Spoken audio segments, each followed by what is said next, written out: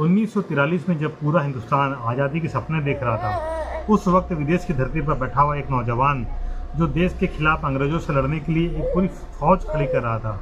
ये कहानी है सुभाष चंद्र बोस की, उनके सपने की और उनके जज्बे की, और उस आर्मी की जिसको बनाने के लिए उन्होंने हवा, पानी, लोहा सब कुछ बेच दिया। 1941 में सुभाष चंद्र बोस ब्रिटिश नज़रबंदी से बचकर कोलकाता से काबुल पहुँचे।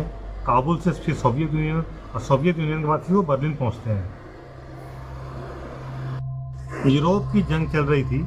उस जंग के बीच में उन्होंने एक डेयरिंग सोचा कि भाई हिंदुस्तान में रहकर जब हिंदुस्तान के लिए नहीं लड़ सकते हैं तो हिंदुस्तान के बाहर रहकर एक नई फौज खड़ी करते हैं।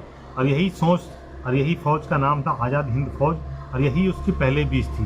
बॉस के पास न पैसा था न हथियार, लेकिन उन्होंने विदेश में रहने वाले भारतीयों के दिल में देशभक्ति का जज्बा जगाया और उन्हें प्रेरित किया कि आप इस फौज को समर्पित हो जाइए और हमें जो फंडिंग चाहिए हमें फंड करिए। प्रेरित होकर साउथ ईस्ट एशिया के मर्चेंट और वहाँ के जो वर्कर थे उन्होंने अपने घर के सोने बेचकर भी उनको पैसे दिए।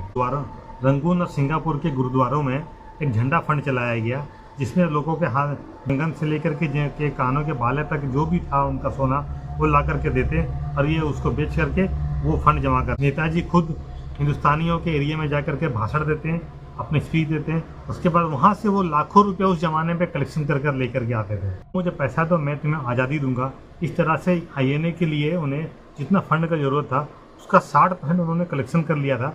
बाकी जो पैसा था वो जापानी लॉजिस्टिक्स से आता था। 1943 में आज़ाद हिंद फौज के लिए सुभाष बोस ने 60,000 से अधिक सिपाहियों को नियुक्त कर लिया था। ये वो सिपाही थे जो ब्रिटिश आर्मी से लड़ते हुए इंडिया की तरफ से जापानी के हाथों में लगे थे, जापानी आर्मी के हाथ लग गए थे। जनरल मोहन सिंह जो उनके पहले कमांडर थे, जिन्होंने सिंगापुर में वहाँ अपनी एक फौज खड़ी करनी शुरू कर दी। लेफ्टिनेंट कर्नल गुरबख्श सिंह ढिल्लो और शहनवाज खान जो उस वक्त रंगून और इम्फाल के सेना नायक थे। कैप्टन लक्ष्मी सहगल रानी झांसी रेजिमेंट की अध्यक्षा और दुनिया की पहली वोमेन कॉम्बैट रेजिमेंट कमांडर। फिर हबीबुर रहमान जो वहाँ की जनरल एड और हमेशा बोस के साथ रहते थे। बोस के साथ आखिरी जंग में भी वो थे। INA में जो हिंदू, मुस्लिम, सिख, ईसाई जितने भी सिपाही थे सब एक साथ रहते हैं और एक ही खाना खाते हैं। ये उस समय उन लोगों के लिए एक बहुत बड़ी प्रेरणादायक बातें थी। ट्रेनिंग के बाद सिपाही शपथ लेते थे इत्तेफाक, ईमान और कुर्बानी। हथियार और यूनिफॉर्म ज़्यादातर जापानी आर्मी ने दिए थे, लेकिन आज़ाद हिंद फौज ने अपना कैंप रंगून, बैंकॉक, साइगोन में बनाया था। सप्लाई के लिए वोमेन वॉलंटियर्स ने ट्रक चलाए, लोगों के घरों के बर्तन। इम्फाल और कोहिमा में पहली बार उन्होंने फ्रंट में ट्राई कलर लेकर के अंग्रेजों के सामने, ब्रिटिश के सामने जाकर के उन्होंने जंग लड़ी, पहली बार का मशहूर किस्सा है। बोस ने रंगून के बाजार में आह्वान लगाया कि आपका जो सोना है वो देश के काम आएगा। उनका इतना बोलना था कि वहीं के वहीं लोगों ने अपने हाथों से कंगन, कानों की बालियाँ, ज्वेलरी जो भी वो पहने थे वो सारा का सारा लगा के उनके सामने उन्होंने रख दिया।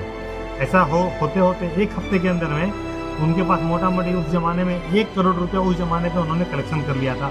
उस ज़माने पे 1 करोड़ रुपया अंदाजा लगा सकते हो आज के ज़माने का कितना पैसा होगा। कैप्टन लक्ष्मी सहगल के नेतृत्व में महिलाएं पहली बार राइफल लेकर के दुश्मनों से लड़ने के लिए सामने उतरी। उनसे पूछा गया कि आपको डर नहीं लगता, तो उन्होंने कहा कि डर से ज़्यादा हमें आज़ादी ज़रूरी है। सिंगापुर के टाउन हॉल में नेताजी ने स्पीच दिया, तुम मुझे खून दो मैं तुम्हें आज़ादी दूंगा। ये उनका नारा था। ये नारा ने INA में नई जान फूंक दी और ये उनका जंग के बाद में लेफ्टिनेंट ढिल्लो, शहनवाज खान और लक्ष्मी सहगल के ऊपर में केस चलाया गया। ये केस लाल किला पे हुआ।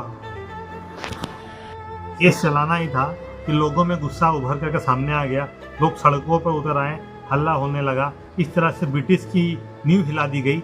हालांकि वो मिशन सक्सेस नहीं हो पाया, लेकिन इतना ये था कि ब्रिटिश को समझ आ चुका था कि ये अगर एक हो गए तो हम इनको रोक नहीं पाएंगे। नेताजी सुभाष चंद्र बोस ने ये दिखाया कि अगर आपको आज़ादी चाहिए तो सिर्फ प्रार्थना करने से कुछ नहीं होगा।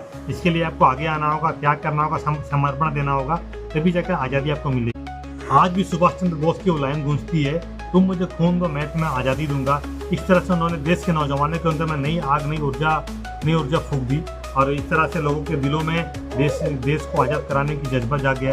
दोस्तों, आपको ये कहानी कैसी लगी ये आप जरूर बताइएगा और हमारे चैनल को सब्सक्राइब जरूर करिएगा।